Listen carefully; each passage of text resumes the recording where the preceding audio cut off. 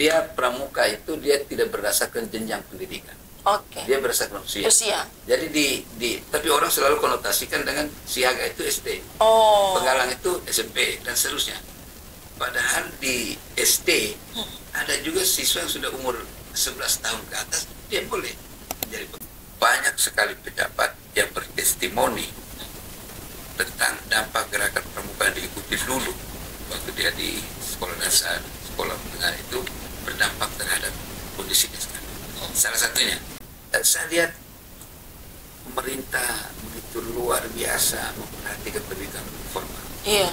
Tapi non formalnya, coba kita telah anggaran di APBD, di APBN sekarang. Iya. Berapa anggaran yang digelontorkan oleh pemerintah untuk memberi perhatian terhadap pendidikan non formal terus pramuka? Kami rasanya tidak pernah merasa itu dari APBN. Di rumah tapi beta pun pembina ada ajak minggu depan kumpul nih, saya pergi ke sana gitu. Jadi pramuka tidak boleh menjadi semacam sarang yang menakutkan.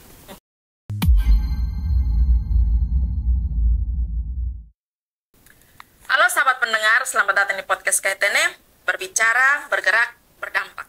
Kali ini kita akan membahas sesuatu yang menjadi bagian dari perjalanan banyak anak muda di Indonesia, yaitu pramuka. Setiap tanggal 14 Agustus, kita memperingati Hari Pramuka. Tapi pertanyaannya, di tengah gempuran teknologi dan perubahan zaman, apakah pramuka masih relevan? Nah, untuk menjawab itu, kita sudah bersama Ketua Kuartir Daerah Pramuka NTT, Kakak Sinun Petrus Manur. Mari kita sapa bersama. Selamat pagi, Kakak. Selamat pagi, salam pramuka. Salam pramuka. Kakak, ini kita langsung saja. Iya. Bisa diceritakan sedikit bagaimana sejarah awal berdirinya khususnya pramuka saja, pramuka, Kewarda Pramuka di NTT. Iya. Ya baik, saya panggil Kalia saja ya. Iya, Kakak. Walaupun tidak bagian pramuka itu boleh. Kalau saya disapa Kak Peter. Kak Peter, oke. Ya, karena itu panggilan di rumah di pramuka ya Kak Peter. Ya. Baik, kami saat ini sedang giat-giatnya berkegiatan memperingati Hari Pramuka ke-64 tahun 2025. 64 ya? 64, dia kan berdiri tahun 61. Ya. 61 itu di Indonesia? Di Indonesia. Oh, berarti di NTT? Di NTT tahun 61. Tahun 61 juga. Dia kan tahun 61 itu 14 Agustus. Itu sebenarnya penganugerahan Panji Pendidikan Kepanduan Republik Indonesia. Nah, yang menganugerahkan adalah Presiden Insinyur Soekarno. Ya. Kemudian yang menerima waktu itu Panji adalah Panji Gerakan Pramuka ya, adalah Sri Sultan Hamengkubuwono ke-9. Makanya Sri Sultan Hamengkubuwono ke-9 itu dipanggil Bapak Pandu Indonesia. Oke. Kalau Bapak Pandu Dunia kan Lord Baden Powell. Oke. Mulai dari 1908 di Inggris, kemudian pramuka ini kan dibawa oleh penjajah Belanda ke Indonesia. Dan eksis di Indonesia, terbentuklah lebih dari 100 organisasi kepanduan di Indonesia. Waktu itu kan penjajah itu kan membentuk banyak untuk diadu domba. Nah, makanya tahun 61 itu Presiden Insinyur Soekarno berinisiatif untuk menggabungkan jadi satu. Terbitlah keputusan Presiden nomor 238 tahun 61 tentang gerakan pramuka. Nah, sejak saat itulah hanya satu ada di Indonesia, yaitu gerakan pramuka, dan sampai sekarang. Ya, dan dulu payung hukumnya itu Kepres 238 tahun 61. Tapi kemudian berkembang terus mengikuti dinamika zaman. Akhirnya tahun 2010 dibahaslah antara pemerintah dan DPR di Senayan. Lahirlah Undang-Undang nomor 12 tahun 2010. Jadi lebih makin kuat ya? Ya. Pendasarannya lebih makin kuat. Memang pendasaran untuk bagaimana meningkatkan status hukum karena soal itu. Iya. Soal kekuatan hukum. Iya, betul. Kepres dengan undang-undang, tentu undang-undang lebih kuat. Undang-undang. Jadi tahun 2010 itu terbitlah Undang-Undang nomor 12 tentang gerakan pramuka yang sampai sekarang ini. Memang uniknya itu undang-undang ini lahir dibahas di Jakarta daerah Gerakan Pramuka Nusa Tenggara Timur menyusun naskah akademik. Oh ya. Ya, naskah akademik untuk menuju ke pembahasan itu Disusun kita susun sini. Ketua timnya Pak Dr. John Kota. Wah. Oh iya ya, wah, luar biasa beliau. Sekretaris tim waktu itu kebetulan saya. Oh.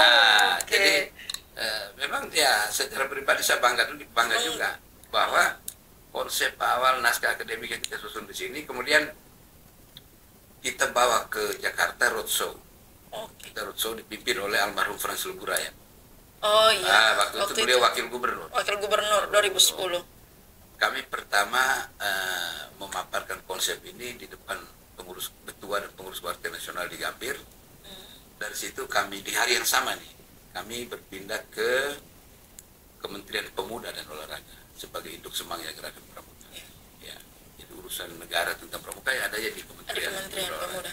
Nah, terakhir kami di Komisi 10. Komisi 10, saya masih ingat waktu itu ada Pak Jeffrey Wokore sebagai anggota Komisi 10. Oh itu beliau masih anggota DPR. Anggota DPR.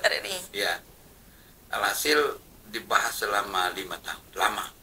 Cukup lama. Ya, ada pro dan kontra artinya. Ya, pro dan kontra pasti. Tentu keputusan politik di Senayan pasti pro kontra. Ya. Sehingga dalam waktu 5 tahun akhirnya diputuskan Undang-Undang Nomor 12 Tahun 2010 tentang Gerakan Pramuka. Nah, ini payung hukum kami sampai saat ini. Ya, karena kalau mau bilang organisasi tanpa payung hukum pasti goyang. Ya. Tidak akan stabil itu. Kami berbangga hati karena tidak semua organisasi berpayung hukum undang-undang. Betul. Nah, kami Pramuka punya undang-undang. Tapi uniknya memang kami punya Gerakan Pramuka itu punya undang-undang tetapi tidak punya PP. Tidak punya peraturan pemerintah. Biasanya kan undang-undang itu kemudian ada peraturan pemerintah. Peraturan pemerintah, peraturan menteri, kemudian surat edar macam-macam. Kami tidak punya satu. Nah, disepakati bahwa anggaran dasar dan anggaran rumah tangga Gerakan Pramuka menjadi lampiran dari undang-undang. Itu yang berlaku sampai sekarang. Nah, terakhir tentang anggaran dasar anggaran rumah tangga Gerakan Pramuka itu diputuskan di Musyawarah Nasional. Gerakan Pramuka yang kami laksanakan tanggal 1 sampai 4 Desember di Banda Aceh. Tahun berapa itu? Tahun yang sama? 2023. Oh, berarti baru 2023 Munas terakhir toh? Munas terakhir. Dan nanti dicek di dokumen anggaran dasar rumah tangga. Ada tanda tangan saya. Oh iya. Karena saya termasuk salah satu dari 5 presidium yang memimpin persidangan Musyawarah Nasional di Banda Aceh. Di Banda Aceh. Iya, gitu. Berarti memang Pramuka NTT dan Pramuka Indonesia. Ya. Yang ada juga yang Stella dari sini. Iya. Bapak Om, kira-kira kegiatan besar Pramuka di NTT yang menjadi kebanggaan hingga saat ini itu apa? Selain tadi, artinya bahwa tadi waktu kakak cerita itu kebiasaan panggil lain, jadi di sini panggil kakak agak ganjil sebenarnya. Iya. Yang seperti kakak cerita tadi itu, artinya bahwa peran-peran orang NTT khususnya macam kayak kakak, terus Pak John Kotan, Pak Frans Leburaya, berarti memang punya andil dalam Pramuka Indonesia. Ya. Selain tokoh-tokoh ini, kegiatan besar Pramuka yang di NTT dan menjadi kebanggaan hingga saat ini itu apa? Ya, kita kalau akhir-akhir ini kita lebih fokus pada kegiatan yang merupakan pengamalan Dharma kedua. Dharma kedua, dasar Dharma Gerakan Pramuka, yaitu cinta alam dan kasih sayang sesama manusia. Sehingga kami lebih fokus pada pengabdian masyarakat dan penanggulangan bencana. Sehingga rasa-rasanya ya, di setiap bencana, baik bencana alam maupun bencana sosial, kami ada di sini. Pramuka berkolaborasi dengan berbagai pemerhati bencana, seperti instansi pemerintah BPBD, organisasi pemerhati bencana alam. Kami selalu terlibat di dalamnya. Dan terakhir, kami terlibat dalam letusan Gunung Ilelewotolok. Oh, baru ini? Iya, yang kemarin berapa itu 2020 kalau tidak salah. Itu dalam skala yang cukup besar. Karena sebagai ketua kuartir daerah saya menggerakkan seluruh potensi yang ada di 22 kabupaten, 22 kuartir cabang untuk kami laksanakan yang namanya Pramuka Peduli. kami punya program Pramuka Peduli. Pramuka Peduli bergeraklah seluruh komponen pramuka di seluruh kuartir cabang, kemudian kami satukan potensi itu menjadi bantuan ke lokasi bencana. Itu Gunung Ilelotolok, itu Badai Seroja. Iya, waktu itu bencana kan lumayan baku ikut kan. Ya, waktu itu juga bencana itu di tengah pandemi COVID juga. Pandemi, kalau tidak salah 2021. Iya, 2000. Ya, betul, 2020. Iya. Kalau letusan Ilelotolok sekitar 2020. Iya. Ya, gitu. Kemudian dalam 1-2 letusan Gunung Ilelotobi itu juga kami terlibat di dalamnya sampai sekarang. Iya, Baik letusan pertama maupun letusan di akhir 2023 kalau tidak salah, kemudian di 2024 kemarin sampai sekarang kami masih membantu mengupayakan bantuan tidak hanya dari NTT tapi juga dari Kuartir Nasional, dari teman-teman Kuarda se-Indonesia. Ketika satu bencana itu menjadi bencana yang dianggap bencana nasional, kami seluruh pramuka karena ada satu ikatan batin. Ikatan batin gerakan pramuka yang fokus memberi perhatian kepada yang membutuhkan, apalagi yang bencana-bencana alam, bencana-bencana sosial, kebakaran di mana-mana. Nah, kami selalu hadir di situ. Sedangkan kalau kegiatan-kegiatan besar itu sesuai dengan metode kegiatan gerakan pramuka, kami selalu lakukan berjadwal 5 tahunan. Kalau kegiatan daerah, kegiatan nasional, kayak jambore daerah, ikut jambore nasional, kegiatan-kegiatan tahunan, rutinitas. Iya, rutinitas. Kalau kegiatan nasional kan 5 tahun sekali. Begitu juga kami laksanakan berjenjang mulai dari kuartir cabang, kemudian kuartir daerah di provinsi, dan kuartir nasional, kegiatan nasional. Sehingga kemarin pagi juga berangkat pramuka berkebutuhan khusus. Ada Pramuka, ada banyak pramuka yang tunarungu bicara. Ada ya? Tetapi mereka berpramuka. Ya, ada pangkalan di SLB di samping Dinas PK Provinsi, ada pangkalan di samping kantor pramuka. Di sampingnya kan ada beberapa. Kemudian kami juga sedang mempersiapkan kegiatan Jambore Nasional tahun 2026, tahun depan nih. Nah, sebelum pelaksanaan Jambore Nasional itu kami akan laksanakan Jambore daerah. Dan kami sudah beraudiensi dengan Wali Kota Kupang. Jadi kami tawarkan, Pak Wali, ini ada Jambore nih. Pak Wali siap menjadi tuan rumah.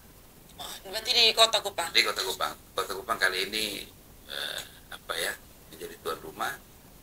Pesertanya nanti dari 22 kabupaten kota.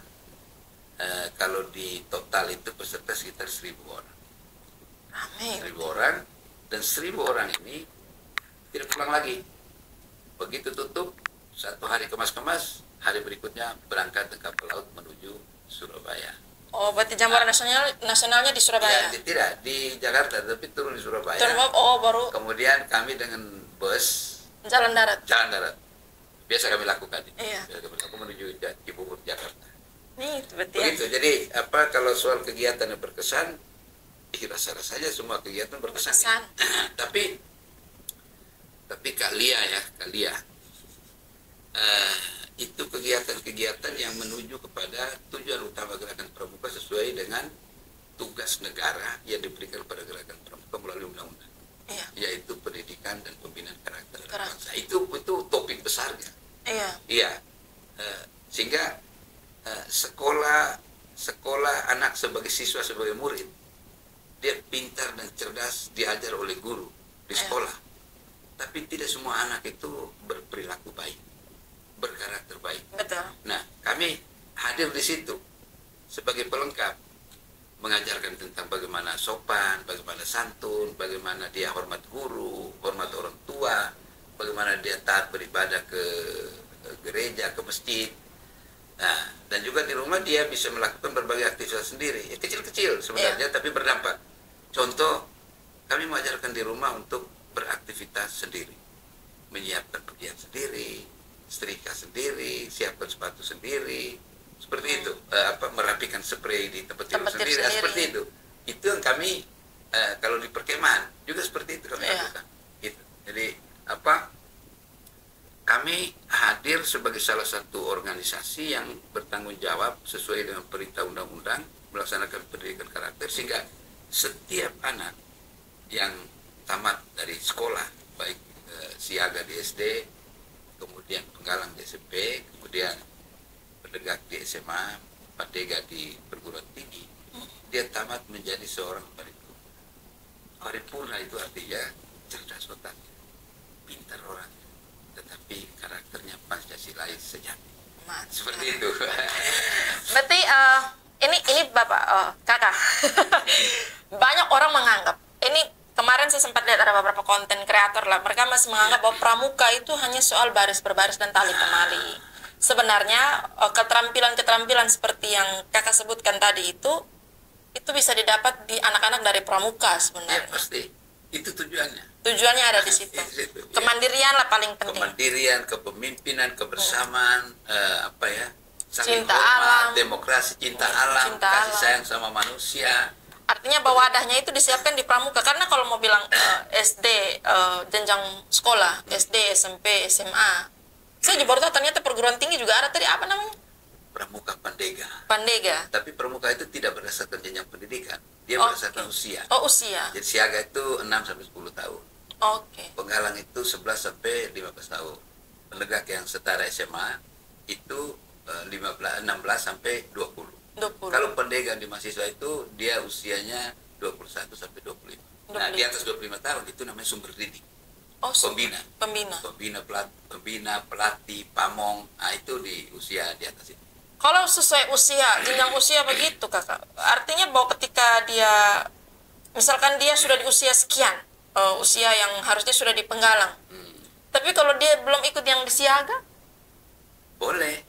Langsung masuk di penggalang. Dia pramuka itu dia tidak berdasarkan jenjang pendidikan. Oke. Dia berdasarkan usia. Jadi tapi orang selalu konotasikan dengan siaga itu SD. Oh. Penggalang itu SMP dan seterusnya. Padahal di SD ada juga siswa yang sudah umur 11 tahun ke atas, dia boleh menjadi penggalang. Oh. Begitu juga di SMP. Di SMP juga kalau dia punya usia sudah lebih, dia bisa menjadi pendegak. Tapi orang selalu kait-kaitkan bahwa siaga ini SD. Oh, iya. Nah, seperti itu. Baru tahu ya.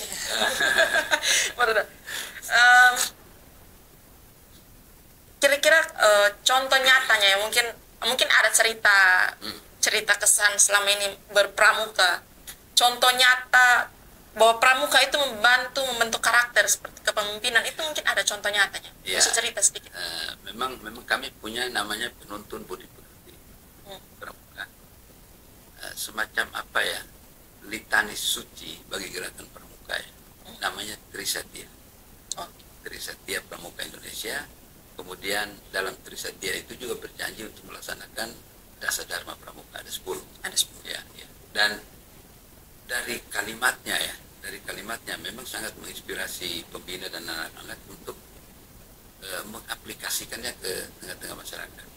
Contoh ya, saya sebut ya, Trisatya ya. Trisatya, demi kehormatanku, aku berjanji akan bersungguh-sungguh menjalankan kewajibanku terhadap Tuhan, negara kesatuan Republik Indonesia, dan mengamalkan Pancasila. Menolong sesama hidup dan ikut serta membangun masyarakat. Yang ketiga, menepati Dasa Dharma. Dan ada 10 penuntun budi pekerti yang kami namakan Dasa Dharma Pramuka. 1. Pramuka itu takwa kepada Tuhan Yang Maha Esa. 2. Cinta alam dan kasih sayang sesama manusia. 3. Patriot yang sopan dan kesatria. 4. Patuh dan suka bermusyawarah. 5. Rela menolong dan tabah. 6. Rajin terampil dan gembira. 7. Hemat cermat dan bersahaja. 8. Disiplin berani dan setia. 9. Bertanggung jawab dan dapat dipercaya. 10. Suci dalam pikiran, perkataan, dan perbuatan. Nah, ini yang sebenarnya masih ingat yang 10. Saya masih ingat itu yang 10. Orang paling ingat yang pertama dan 10. Takwa kepada Tuhan Yang Maha Esa, yang 10 suci dalam pikiran, perkataan, dan perbuatan. Nah, kalau nilai-nilai yang terkandung dalam Trisatya dan Dasa Dharma, kalau betul dilaksanakan oleh anak atas tuntunan pembina, menurut anak-anak masuk surga sudah. Iya. Lurus lah. Iya, lurus. Bayangkan 10 saja. Suci dalam pikiran, perkataan, dan perbuatan. Itu mau bagaimana? Itu sudah paten lah. Iya. dasar, betul. Nah, ini ada satu tantangan, Kakak. Di era teknologi sekarang, memang banyak yang mengikuti pramuka, tapi pramuka ini kan sebenarnya satu ekstrakurikuler wajib sekarang, diwajibkan di sekolah. Tapi takutnya jangan sampai anak-anak merasa itu karena wajib, akhirnya kesannya dipaksakan. Sedangkan sekarang kalau kita lihat di era teknologi sekarang, anak-anak itu lebih sering memegang handphone ketimbang kompas. Iya, betul. Kira-kira bagaimana pramuka beradaptasi dengan perubahan ini? Iya, jadi memang zaman sekarang kemajuan ilmu pengetahuan teknologi tidak bisa dihindari dan bergerak begitu cepat, maju begitu cepat, ya. Mungkin melampaui sebagian besar pikiran manusia. Ya. Nah, pramuka juga kami mengarah ke sana. Jadi menyesuaikan diri. Orang selalu konotasi bahwa pramuka itu morse, semafor, baris berbaris, tongkat, dan kegiatan-kegiatan seperti itu ya. Tepuk pramuka, yel-yel. Tapi itu sebenarnya hal-hal untuk bagaimana membuat pramuka itu riang gembira. Ya. Dia suka berkarya, dia suka bekerja, suka menolong, tapi mesti dalam suasana batin yang damai, yang sukacita, yang riang gembira. Sehingga ada lagu pramuka itu di sini senang, di sana senang. Gitu. Jadi dalam pelaksanaannya seperti itu. Ya. Kalau kira-kira, Kakak, kira-kira kalau mengikuti perubahan zaman, artinya materi atau metode latihan pramuka sekarang juga sudah disesuaikan dengan kebutuhan zaman. Iya. Jadi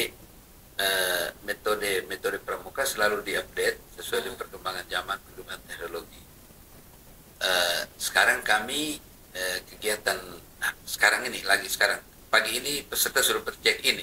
Di Lasiana. Iya. Lapangan Lasitarda. Iya, lapangan Lasitarda. Itu memang anak-anak bawa handphone, tetapi handphone kita arahkan mereka untuk dimanfaatkan melaksanakan berbagai aktivitas yang positif.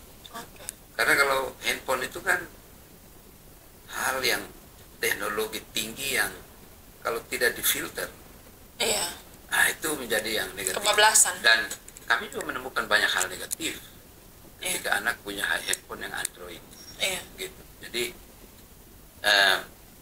contoh di perkemahan, dia diwajibkan untuk membuat konten-konten, dia diwajibkan untuk membuat TikTok, dia diwajibkan untuk membuat video-video pendek, kemudian dia posting. Artinya kami mengarahkan anak untuk bagaimana memanfaatkan handphone Android itu secara positif. Tidak yang negatif seperti melalui handphone bullying orang, atau kata-kata orang, atau meneruskan konten-konten yang sebenarnya tidak difilter, lantas dia langsung teruskan, kemudian menjadi hal yang buruk. Gitu. Jadi dia diajarkan menuju ke sana. Nah, memang kita tidak bisa hindari bahwa seorang anak yang memegang handphone Android itu mengikuti apa yang kita katakan. Tapi paling tidak edukasi kita lakukan kepada anak. Jadi karena kalau handphone itu sesuatu yang sangat pribadi, anak menggunakan di mana saja, kapan saja, bersama atau sendiri. Coba di rumah ya.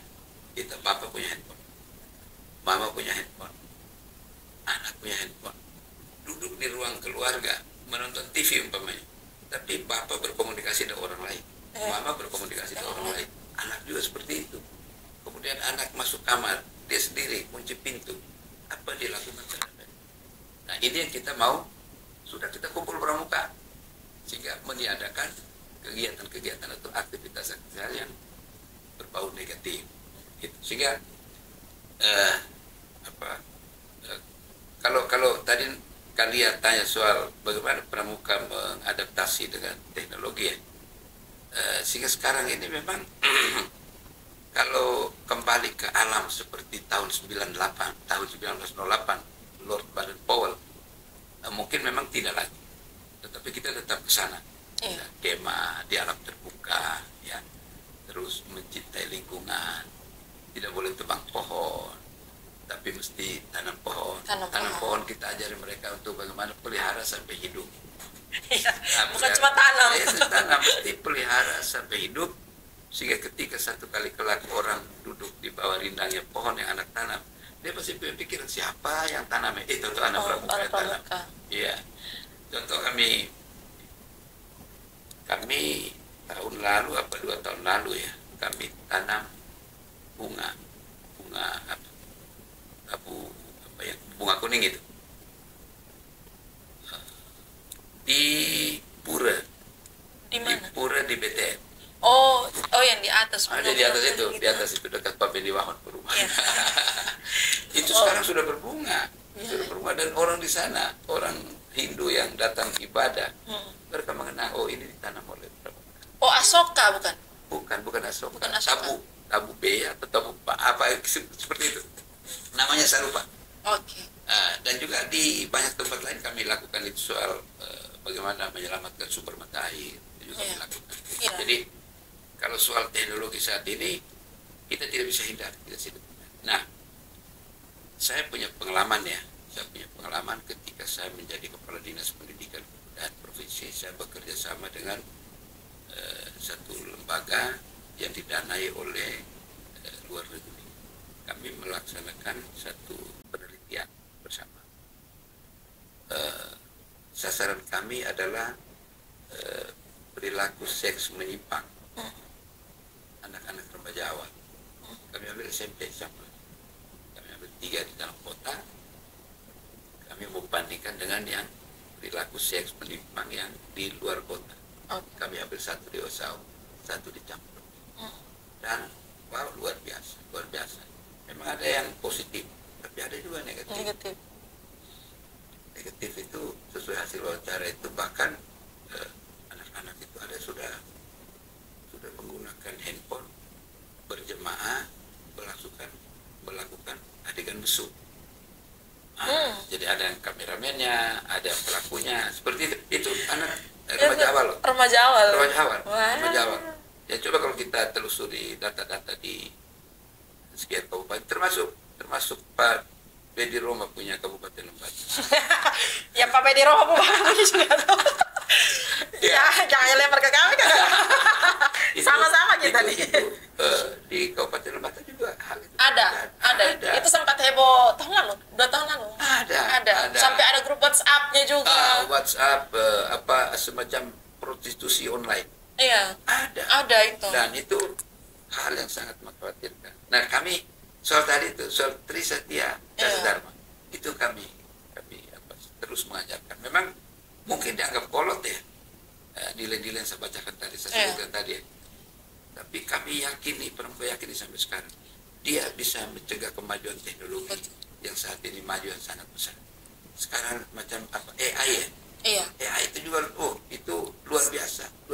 Jadi kalau anak tidak diajari karakternya, mental moralnya, dia akan melakukan hal-hal negatif seperti itu, bisa menyusahkan orang lain kan. Betul. Seperti itu. Jadi itu penelitian kami di tahun sekitar 2014-2015 ketika saya di Kepala Dinas Pendidikan. Dulu, sekarang itu modusnya sudah berkembang sesuai dengan perkembangan. Nah, kemudian kami juga sering juga melakukan semacam pelatihan jurnalistik jurnalistik pramuka. Ada. Dan alat mereka itu adalah handphone. Iya. Jadi kami latih mereka bagaimana menarasikan satu berita, melihat satu objek tapi coba dinarasikan. Kemudian mereka membentuk kelompok, membagi tugas, siapa yang lakukan, siapa yang kameramen, itu kami lakukan. Dan itu dalam pelatihan jurnalistik. Tadi waktu kakak cerita tentang tanam pohon, podcast yang keberapa ya? Itu saya sempat undang kakak satu, Kak Dedi Wangge. Oh, Kak Dedi Wangge, pramuka itu. Pramuka. Sekarang dia pendamping desa di Semau kalau di Semau, ya. Saya undang Kak Dedi Wangge waktu itu omong tentang mereka kan sudah bentuk korps pencinta alam. Jadi korps pencinta alam itu sebenarnya anak-anak pramuka dulu yang setelah tamat mereka tidak tahu kemana, akhirnya mereka bentuklah dulu tuh komunitas pencinta alam. Tapi karena di dalam situ bukan lagi komunitas anak muda, mereka bentuk banyak ke korps supaya yang orang tua pun bisa masuk ke dalam. Salah satu yang mereka buat itu tanam pohon yang di gor itu. Sini nih gor. Gor kita punya. Iya. Itu yang makanya bahwa cinta alam yang di pramuka itu mereka bawa sampai ke komunitasnya mereka. Terus mengenai pendidikan karakter tadi yang kakak cerita tadi itu benar. Orang masih bagaimana ya, menganggap bahwa kalau kita ngomong pendidikan karakter ini kan proses yang tidak bisa instan sebenarnya. Tidak bisa instan. Dia bersabar banyak tahun baru bisa. Dia hanya kita bisa lihat dampaknya itu sekitar 5-10 tahun. Ya, paling cepat itu paling cepat sudah. Jadi kalau misalkan sekarang kita kaget tiba-tiba ya lah kok anak SD, SMP, SMA sudah begini ya karena memang pendidikan karakternya tidak jalan dari dulu. Ya, betul. Salah satu wadahnya mungkin bukan salah satu sih, tapi wadah yang menurut saya paling cepat diakses sekarang ya pramuka. Di SD untuk jenjang sekolah. Iya. Jadi kalau kakak punya cucu di rumah kakak punya cucu di rumah juga sudah bahwa namanya pendidikan karakter itu memang dapatnya di pramuka. Kalau di sekolah kan memang paling pendidikan pelajaran secara itu pasti ada dapat dalam kelas, tapi untuk pendidikan karakter pasti di organisasi pramuka. Kita seolah coupling coupling tugas menjadi anak pintar, anak cerdas, nilai 7, 8, 9, 10. Iya. Itu bukan urusan kami. Betul. Itu urusan sekolah. Ada kurikulumnya, ada mata pelajarannya, ada guru yang mengajar, ada ujian ulangan, kemudian terbukti dalam nilai yang dia dapatkan. Ya isi di buku raport itu. Iya.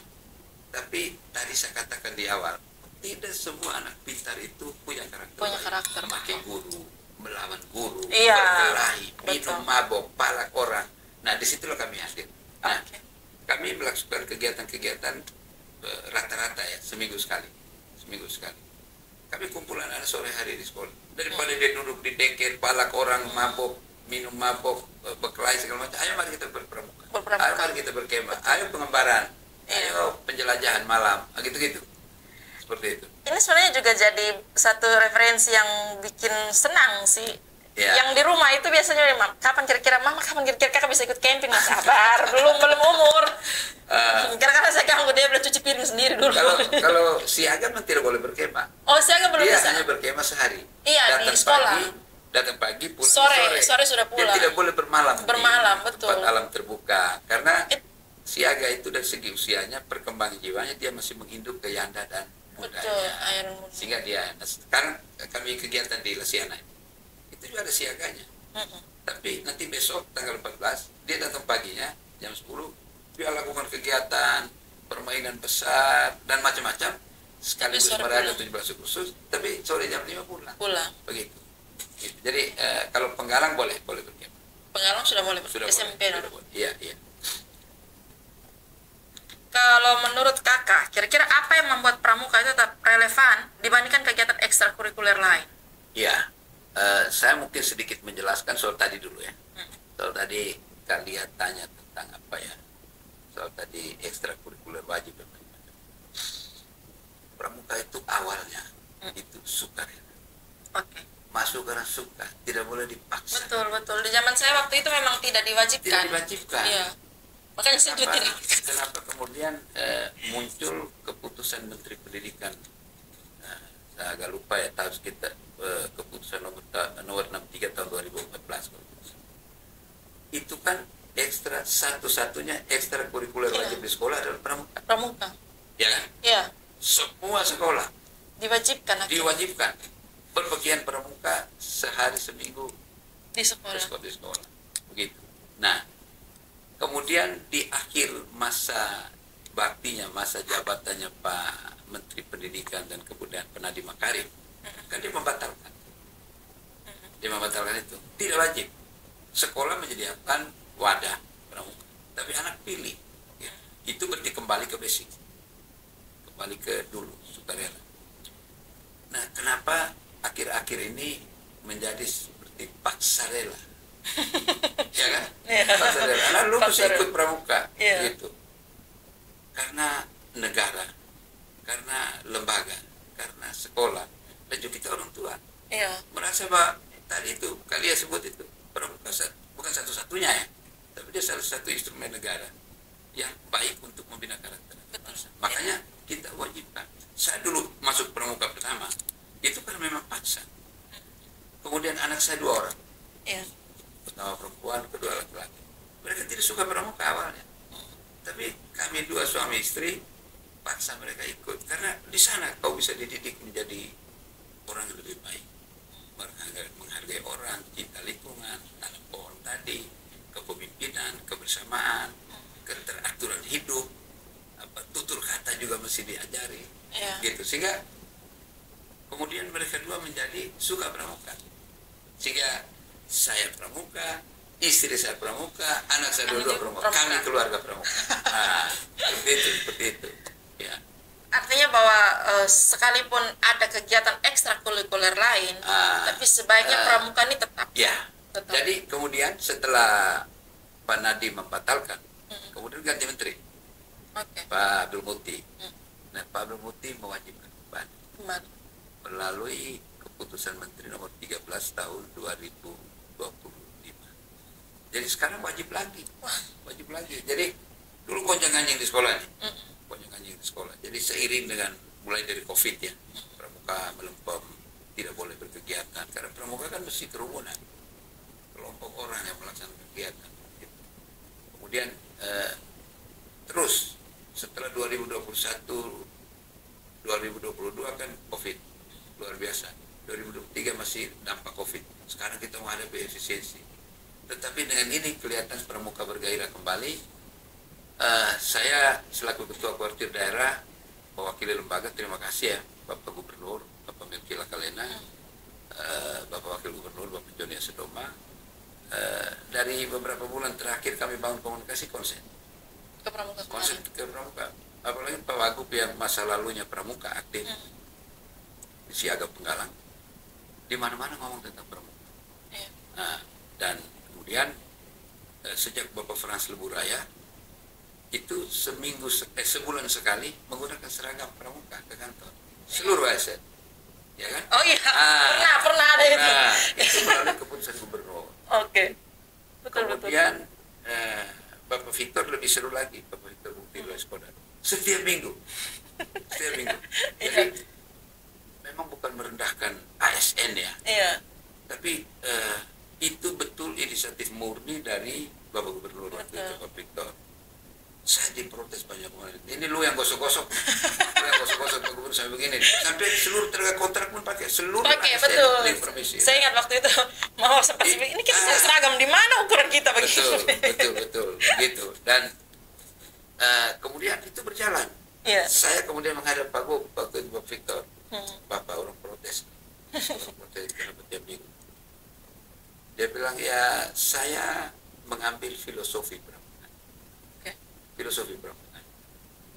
Sederhana memang sebutannya, tapi dampaknya itu Bapak pramuka berdampak di dalam etos kerja, sikap kerja di itu. Sambil filosofinya apa? Supaya ASN itu sama dengan pramuka, mereka datang kantor tepat waktu, mereka berpakaian juga rapi, hal kecil, soal kerapian. Pakai baju itu setrika dulu, sebelum jalan mesti lihat di cermin rapi baru keluar kan. Itu yang mengilhami Bapak Victor dulu. Kemudian masuk ke penjabat gubernur Bapak Ayodhya Kalake. Memang setiap pemimpin punya kebijakan berbeda. Beliau waktu itu akhirnya seperti membatalkan keputusan ini. Kemudian jalan terus dan sekarang Bapak Gubernur aktif sekali setiap tanggal 14 setiap bulan seluruh ASN pakai seragam. Tiap berarti ubahnya ke tanggal 14. Tanggal 14 sekarang ini. Sekarang itu tidak tahu nanti ya. Nah, itu baru lingkup provinsi. Sekarang banyak usulan dari bupati, dari Kuarcap untuk kami juga mau dong. Di kabupaten. Di kabupaten juga sama. Nah, kami sudah membangun komunikasi dengan biro organisasi di sana tempat untuk merumuskan kebijakan ini. Sedang telah aturan regulasinya bagaimana sehingga di seluruh NTT. Tapi kalau di sekolah sudah wajib. Dan dulu ke sekolah 1 minggu sekali dia pakai pakaian pramuka, itu kan dia pakai ini tanpa atribut, tanpa kacu. Nah sekarang kan sudah mulai ke sana. Sudah pakai kembali. Dan masih ada perbedaannya. Anak yang aktif pramuka, anak yang pakaian itu beda. Beda, pasti beda. Beda jauh. Dan itu dirasakan oleh para kepala sekolah, para guru, para pembina di sekolah-sekolah. Beda jauh. Tetapi kalau memang belum sempurna semua, ya memang ini namanya manusia ya. Tadi Kalia bilang kalau soal karakter itu tidak bisa instan. Tidak bisa masak air panas, taruh mie, makan. Tapi dia mesti bersabar lama. Nah, sehingga sekarang banyak sekali pejabat yang bertestimoni tentang dampak gerakan pramuka diikuti dulu waktu dia di sekolah dasar, sekolah menengah itu berdampak terhadap kondisinya sekarang. Salah satunya Bapak Wakil Gubernur ini, ketika beliau jadi Kapolda dalam satu kegiatan, sambutan beliau, saya menjadi Kapolda karena termasuk dibentuk oleh gerakan pramuka. Ya, seperti itu. Ya. Artinya bahwa pramuka ini, kalau mau bilang kita mau kasih masuk anak juga untuk ekstrakurikuler ini, sebenarnya kalau yang lain kan lebih ke hobinya, Ya. bakatnya memang ada di situ. Iya. Tapi kalau mau ngomong pendidikan karakter ini kan ya saya lihat hanya sekarang yang paling relevan ya pramuka. Iya. Tidak ada yang lain. Yang lain mungkin ada tapi belum sekuat pendasarannya seperti pramuka. Pramuka sudah lama, 60-an tahun. Saya dalam beberapa kesempatan mengkritik perhatian pemerintah. Ya, perhatian pemerintah. Ini kan pendidikannya ada 3.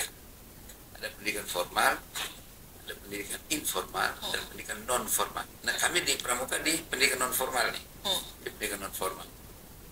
Saya lihat pemerintah begitu luar biasa memperhatikan pendidikan non formal. Iya.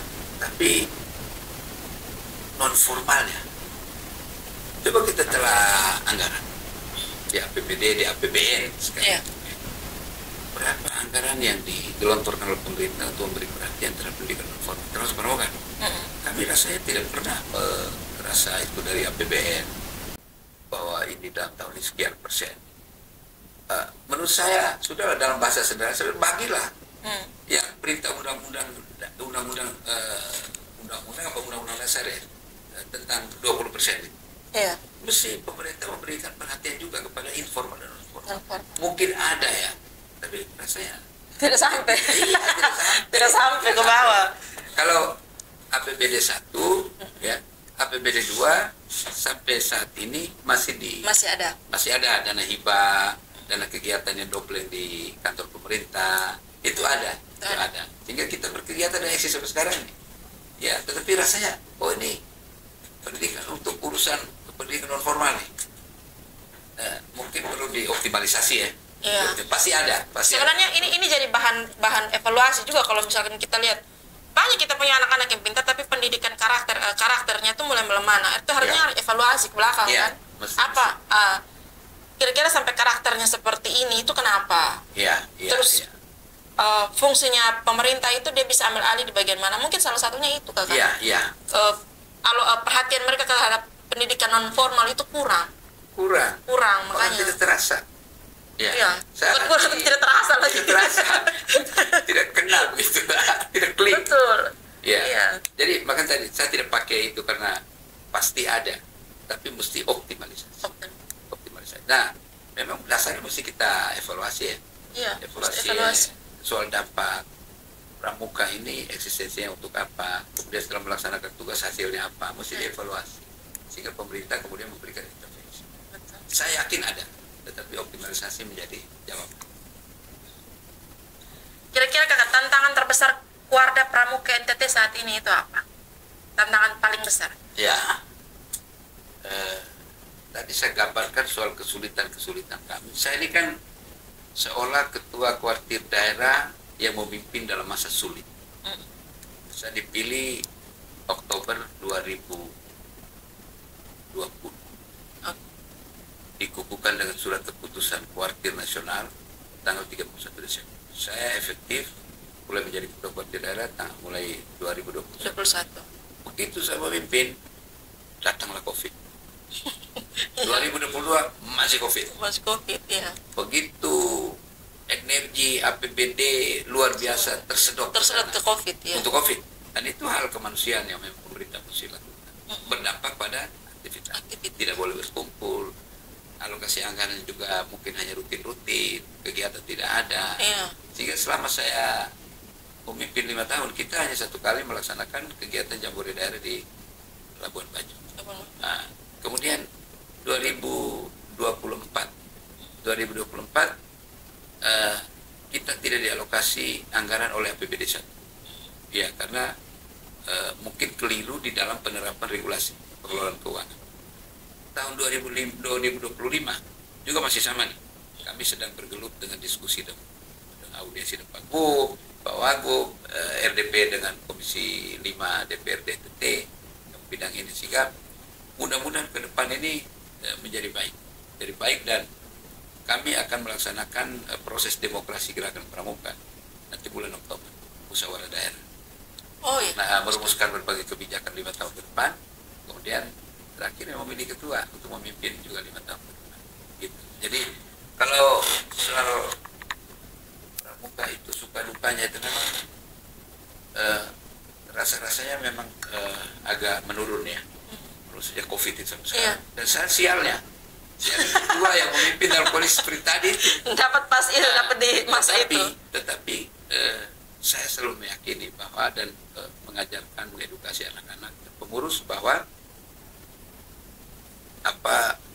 organisasi kami itu namanya gerakan. Maka kami tidak boleh berhenti bergerak. Harus tetap gerak. Tetap gerak. Jadi di tingkat provinsi, di tingkat kuartir daerah, di tingkat kuartir cabang mungkin kena dampak itu. Tapi di gugus depan di seluruh NTT dimanapun, di sekolah-sekolah sesuai jenjang sekolah, pramuka tetap jalan. Dia tetap aktif. Sehingga kalau soal tensinya menurun, orang juga merasakan. Orang juga merasakan. Euforia itu datang dari perkumpulan banyak orang, tetapi menjadi tidak ada. Tapi saya cerita tadi itu, berbagai aktivitas di tengah COVID juga kami lakukan, terutama bidang kami yang namanya pengabdian masyarakat dan siaga bencana selalu hadir di tengah-tengah kegiatan kemanusiaan. Sampai sekarang. Terakhir kami dari Pramuka Peduli kami bantu juga rumah singgah Gusta. Oh iya. Di mana? Di Lembata. Oh, di Lembata. Di Lembata, di Loleba. Di Loleba sedikit ke pinggiran ya. Ada susteran PRR Laratuka.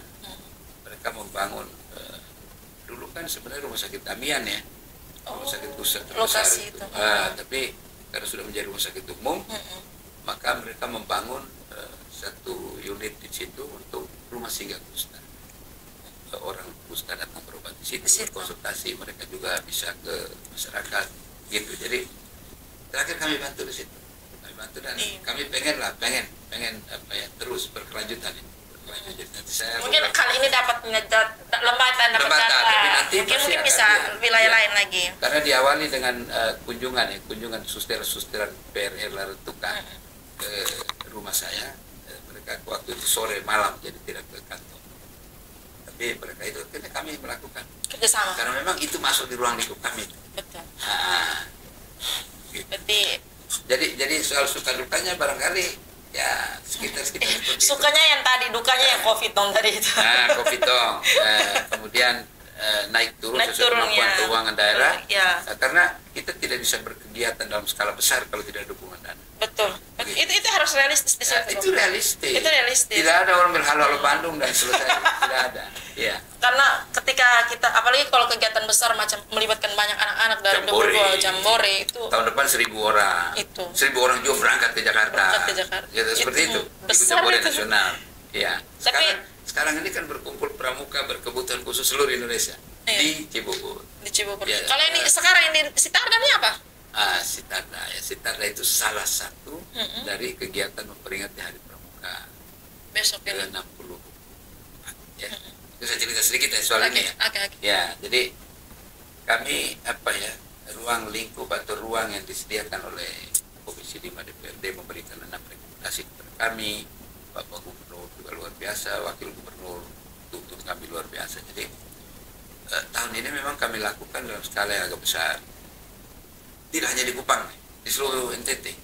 Gitu. Jadi himbauan kami juga bagaikan gayung bersambutnya. Karena rindu, kondisi ini rindu. Gitu. Jadi pertama kami sudah lakukan tanggal 8 kemarin. Tanggal 8 Agustus kemarin itu bakti bersih lingkungan serentak di seluruh NTT. Ya, seluruh NTT. Memang di media cukup viral ya. Anak-anak pada hari Jumat tanggal 8 itu berpakaian seragam pramuka, kami fokus membersihkan lingkungan sekolah atau gugus depan dan sekitarnya. Kami tidak ke rumah-rumah ibadah atau fasilitas umum ya. Kami itu dulu. Di lingkungan sendiri dulu. Di lingkungan sendiri, karena contoh Kota Kupang ya. Kota Kupang itu sekitar 25% wilayah Kota Kupang adanya di sekolah. Jadi kalau kita fokus membersihkan sekolah secara rutin, pas setiap bulan atau pramuka setiap minggu atau setiap bulan pramuka satu kali bersih kota, bersih lingkungan kita, artinya 25% wilayah kota sudah bersih. Nah itu yang kita sekarang mau galakkan. Jadi kita titik start tanggal 8, kemudian berkesinambungan ke depan dan seluruh NTT. Kemudian saya mewajibkan seluruh gugus depan beraktivitas tetapi posting. Buat TikTok, buat video pendek, foto posting, bukan untuk dipuja-puji, tapi untuk edukasi kepada masyarakat. Mereka juga bersihkan ya. Kita juga bersihkan lingkungan kita sendiri. Mereka juga sadar kan? Sadar itu soal edukasi sebenarnya. Soal edukasi, bukan soal supaya dikenal, dipuji gitu. Kemudian yang kedua, tanggal 11 Agustus kemarin nih, kami kerjasama dengan PMI karena memang fasilitasnya dia punya. Kemudian kerjasama dengan Hotel Sotis. Sehingga tahun ini kami laksanakan donor darah di Hotel Sotis. Sehingga kemarin kami membantu, sebenarnya yang terdaftar lebih dari 100 orang. Tapi ada yang belum cukup umur, ada HB rendah. Ketika kan setiap orang datang kan mesti diperiksa dulu. Sehat baru donor. Sehingga kami kemarin menyumbang tanggal 11 itu 61 kantong darah. Ada golongan darah A, B, O, AB ada. Sehingga kami mengusung tema setetes darah Anda nyawa untuk sesama. Itu sehingga kami yakin bahwa ada 61 pasien yang terbaring di rumah sakit dan terbantu dengan aktivitas yang kami laksanakan bersama dengan 3 lembaga tadi. Nah, kemudian mulai hari ini peserta sudah pada check-in di Lasiana. Dia berkemah sampai tanggal ini hari, besok 14 puncaknya. Kemudian tanggal 15 pagi dia check out. Gitu. Jadi sekarang ini karena dia check-in jam 6 pagi sampai jam 8. Nah, apa kegiatannya di sana selama 2 hari? Jadi kami melakukan berbagai aktivitas di sana selain berkemah ya. Dia menikmati tidur di kemah, masak sendiri, makan sendiri, urus kerapian tenda sendiri. Tapi ada kegiatan lain yang kami lakukan. Pertama, hari ini kami lakukan tradisi nasional. Dilakukan oleh Gerakan Pramuka seluruh Indonesia. Namanya Api Unggul, Renungan dan Ulang Janji. Jadi kami sebenarnya renungan yang merefleksi berbagai aktivitas keterlibatan peran kami selama satu tahun kemarin. Kemudian kami ucap ulang Trisatya Pramuka Indonesia yang saya sebutkan tadi. Untuk tahun depan ini saya buat apa nih? Kalau tadi bertanya tahun lalu saya sudah buat apa nih? Sudah baik atau belum? Nah, tahun depan saya mesti berjanji. Dan nanti sebentar malam kami akan melakukan Api Unggul Renungan Ulang Janji itu dengan pembina upacara Bapak Wakil Gubernur. Pak Wakil Gubernur hadir sebentar. 2 hari lalu saya audiensi dengan beliau, siap hadir. Hari ini. Jadi kami sudah lakukan Api Unggul dengan peserta sekitar lebih dari 1.000 orang. Nanti peserta perkemahan ini lebih dari 1.000 orang, pramuka penggalang dan penegak. Dan siaga kan besok datang pulang. Gitu. Jadi itu kemudian tiap malam 13 malam sebentar Api Unggul habis kami pentas seni. Pentas seni yang permintaan Bapak Wakil Gubernur itu supaya pentas seni tidak usah undang-undang orang, anak-anak pramuka sendiri yang isi. Jadi betul. Di sana juga sudah terbangun satu instalasi panggung yang kemudian anak-anak bisa berekspresi di dalam. Jadi sudah terdaftar banyak gugus depan yang akan isi acara. Nah, kemudian besok itu kami dengan Bapak Gubernur Nusa Tenggara Timur. Beliau hadir? Beliau hadir. Besok konfirmasi 2 hari lalu beliau hadir. Kalau tidak ada, mudah-mudahan tidak ada kegiatan mendadak. Jadi kegiatannya kami lakukan mulai jam 2 besok. Jam 2 itu ada senam masal semafor yang diiringi dengan lagu Gumuk Famire. Kemudian ada kolone tongkat 3 dengan mars gerakan pramuka. Ada pioneering itu apa ya? Simpul ikan. pioneering penggalang. Penggalang itu salah satu peralatan yang wajib ada dia itu kan ada tongkat, ada tali, ada tongkat pramuka, ada tali pramuka putih di gulung-gulung itu. Jadi bagaimana anak diajarkan untuk tongkat itu tidak boleh hanya baris berbaris, tapi bermanfaat juga untuk yang lain. Jadi besok itu mereka pioneering merakit tongkat dan tali menjadi tanduk. Kemudian anak diajar bagaimana mengangkat seorang pasien di dalam kecelakaan ini untuk ditanduk ke fasilitas kesehatan. Kemudian mungkin dia dari tongkat itu disambung-sambung menjadi tiang bendera, kemudian menjadi jembatan, kemudian menjadi menara. Nah, sedangkan pioneering penegak di SMA itu dia skalanya lebih besar. Dia akan membangun menara kaki 3, menara kaki 4 menggunakan bambu tinggi 5 meter. Jadi itu. Kemudian tentu pentas seni. Nah, ada satu hal yang kami pengen ajarkan kepada anak-anak pramuka. Dia tidak boleh terjerabut dari akar budaya. Nah, ini kan sekarang sudah tergeser. Betul. Gitu. Makanya sederhana saja. Sebentar malam di ujung api unggun kami coba melaksanakan jai. Jai bersama. Jai itu satu tarian daerah di NTT. Dan itu yang kayaknya hampir semua orang tahu. Semua orang tahu. Semua orang kecil pun tahu. Dan itu mesti terus dilakukan. Supaya anak ternyata ini kita punya budaya, dia dibalut dengan pakaian adat, pakaian daerah. Coba kalau aslinya orang Pejawa itu, sarung yang masa hitam, kuning-kuning, ikat bawah itu keren sekali. Jadi soal nanti di atas panggung yang modern itu anak tarian dengan tarian modifikasi, mungkin dance modern, tetapi tadi itu dia tidak boleh tercerabut dari akar budaya. Terutama kita orang NTT itu kan sangat erat lekat dengan budaya. Gitu. Jadi modern boleh tapi tidak boleh tinggalkan budaya. Tidak boleh tinggalkan. Nah, besok malam juga sama. Ada dolo-dolo, ada TB, ada agak lebih modern seperti TB kancing.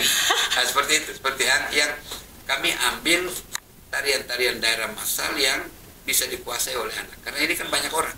Betul. Banyak orang. Kami pengen semua terlibat. Sehingga panitia ditantang untuk bagaimana melibatkan anak itu secara menyeluruh. Nah, besok kami laksanakan itu topik besarnya namanya gelar senja. Gelar senja pramuka. Gelar senja pramuka. Nah, gelar senja pramuka itu biasanya kami lakukan di sore hari untuk penurunan bendera merah putih. Di pagi, apel pagi, bendera naikkan. Kemudian sore hari kami lakukan itu. Dan kami tutup besok malam seluruh aktivitas itu dengan pentas seni yang dilaksanakan mungkin sampai agak malam, kan pagi sudah pulang. Sekarang sekolah-sekolah baik SD, SMP, SMA dia punya gugus depan pada menuju ke sana. Mungkin sekarang ini mereka sudah bangun tenda-tenda di sana. Ya, jadi itu kayaknya rame sebenarnya. Ya, rame, pasti rame. Kami beberapa hari ini memang aktivitas tinggi di sana untuk mempersiapkan berbagai hal sehingga anak-anak datang kemah mudah-mudahan tidak ada aral mereka. Seperti itu aktivitas kami saat ini. Iya. Kakak kira-kira ini closingnya, saya mau tanya ini cara kakak mengajak lebih banyak generasi muda untuk ikut aktif dan harapan kakak untuk pramuka NTT dan nasional ke depan itu seperti apa? Iya, memang pramuka harus tampil seksi. Seksi dalam artian apa nih? Seksi artinya orang greget untuk masuk pramuka. Siap. Di rumah tapi beta pun pembina ada ajak minggu depan kumpul nih, saya pergi ke sana gitu. Jadi pramuka tidak boleh menjadi semacam sarang yang menakutkan. Ya, dia mesti menjadi seksi tadi supaya menggoda. Menggoda. Dan itu berat. Di zaman teknologi sekarang berat. Itu berat. Maka mesti metode-metodenya kita mesti padukan gitu.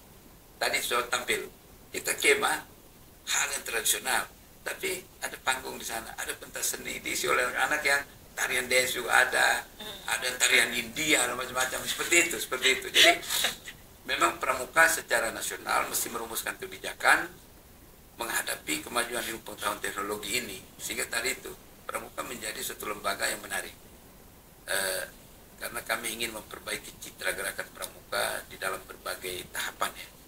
Untuk tetap eksis, mungkin orang anggap kolot kuno ya, itu ajar karakter apa itu. Iya. Tetapi keluarga. Tidak ada orang tua yang mengharapkan anaknya itu tidak bergerak. Kepribadiannya buruk, integritasnya soalnya ada, malas ke sekolah, melawan papa mama di rumah.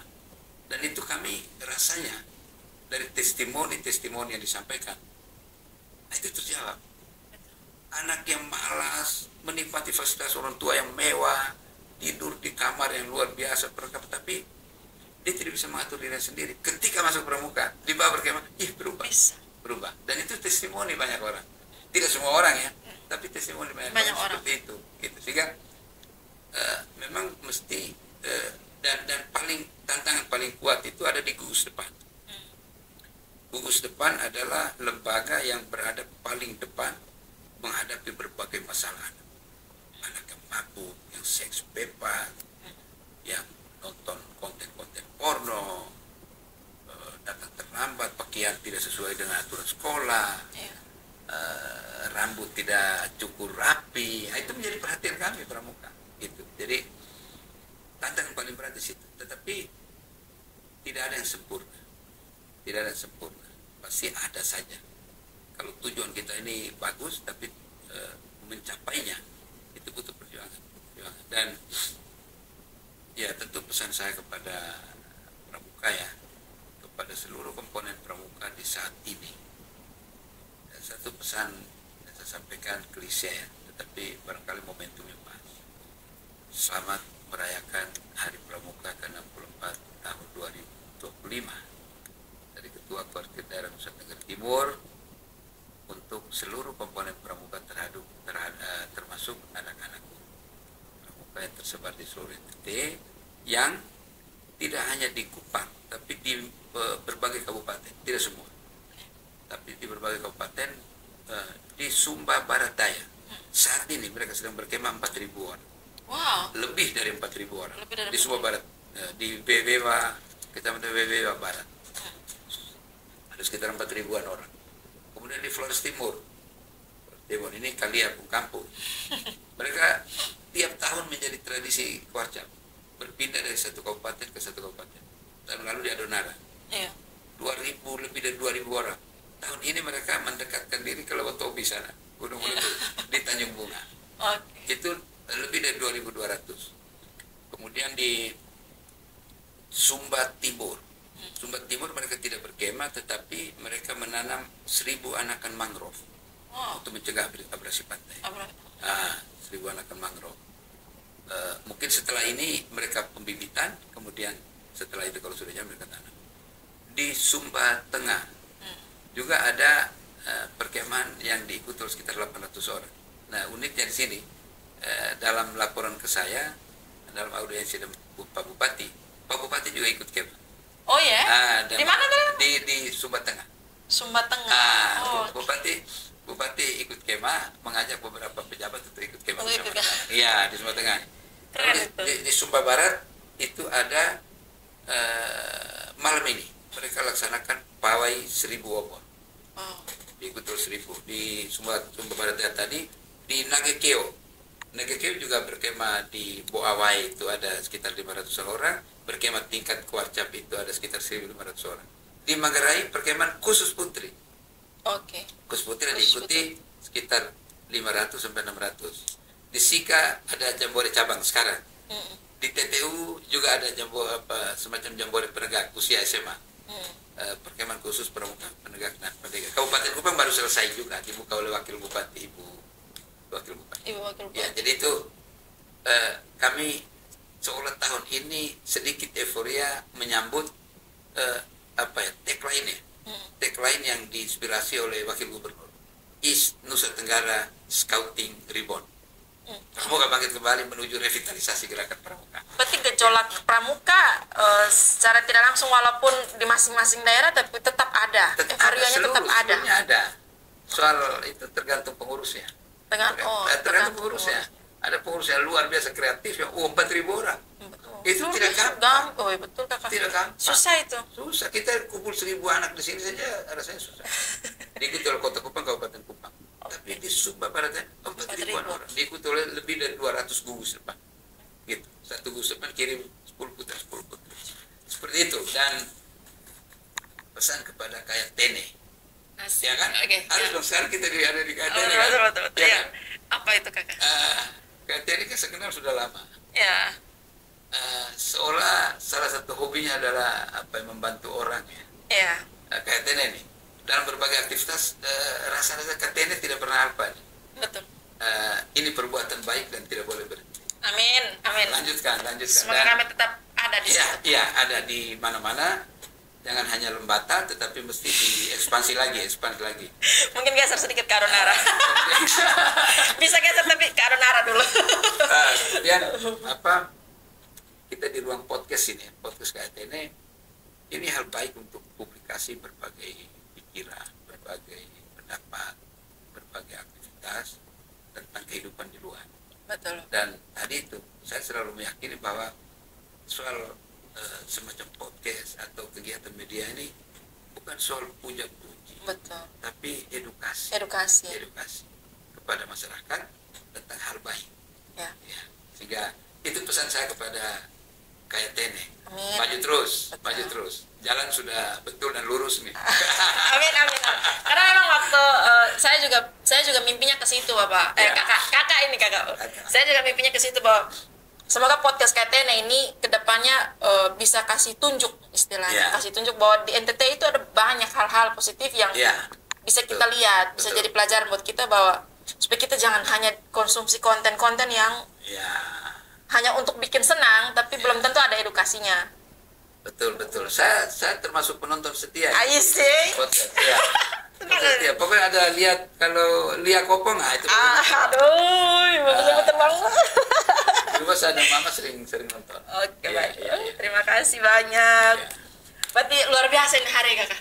Obrolan kita jadi tahu bahwa ternyata pramuka itu bukan tentang seragam coklat dan upacara. Iya, persis. Tapi tentang pembentukan karakter, keterampilan hidup dan persahabatan lintas daerah. Hampir semua daerah tadi bergerak untuk merayakan hari pramuka. Luar biasa. Karena selama ini, tapi sayangnya itu tenggelam soalnya. Dia hanya dinikmati oleh orang-orang yang ada di dalam pramuka. Padahal betul. Tapi mungkin itu yang jadi solusi, bahwa mungkin media sosial ini jadi solusi. Supaya boomingkan itu, supaya kita tahu oke, pramuka se-eksis ini, jadi banyak orang tua yang mulai sadar bahwa pramuka itu penting. Betul, hari ini kan banyak penonton setia. Amin. Pasti ikuti nih. Oke. Dan mudah-mudahan nilai-nilai makna yang kita jelaskan hari ini bisa ditangkap. Iya. Berharap semua orang tua mulai sadar bahwa memang pramuka itu penting. Iya. Terima kasih banyak kakak sudah berbagi cerita dan inspirasi di momen Hari Pramuka ini. Kami ada kenang-kenangan dari KTN. Begitu. Kakak. Mungkin bisa taruh di kantor pramuka, pramuka juga macam rumah juga buat kami. Ini ya. Jadi ini kenang-kenangan dari KTN buat kakak keluarga pramuka NTT. Ya, saya pasti akan bangga gunakan ini. Gunakan ini ya. KTN ini tentu untuk di sini bisa air putih, bisa teh, bisa kopi, bisa susu. Kita usia begini kan mesti asupan toh. Iya, betul. Susu, saya suka. Jadi terima kasih KTN. Sama-sama kakak. Semoga nanti besok-besok kita bisa kerjasama lebih banyak lagi dengan pramuka. Boleh. Siapa tahu mungkin ada kegiatan-kegiatan pramuka yang bisa. Saya ajak ke Lasiana lah, soal ambil konten-konten di lapangan. Oh, dengan senang hati kan. Pak, kapan mulai hari? Kalau bisa datang sebentar. Mulai hari dan besok. Besok. Ini jadi out of the record. Sebenarnya ini kami rekamnya ini 1 hari sebelum Hari Pramuka. Jadi mudah-mudahan sebentar. Oke. Kami bisa bermain ke sana. Mungkin dari luar lah. Kalau sore kita mulai kegiatan. Oke. Jadi Pak Wagub datang, kita jemput dengan trompet, kemudian masuk kita berupacara api unggun, gitu. Jadi ini untuk Kota Kupang punya? Kota Kupang, Kabupaten Kupang. Wah, Kota Kupang punya. Berarti untuk sahabat pendengar, selamat Hari Pramuka. Tetap semangat, Satyaku Kudarmakan, Dharmaku Kubaktikan. Sampai jumpa di episode berikutnya. Salam Pramuka.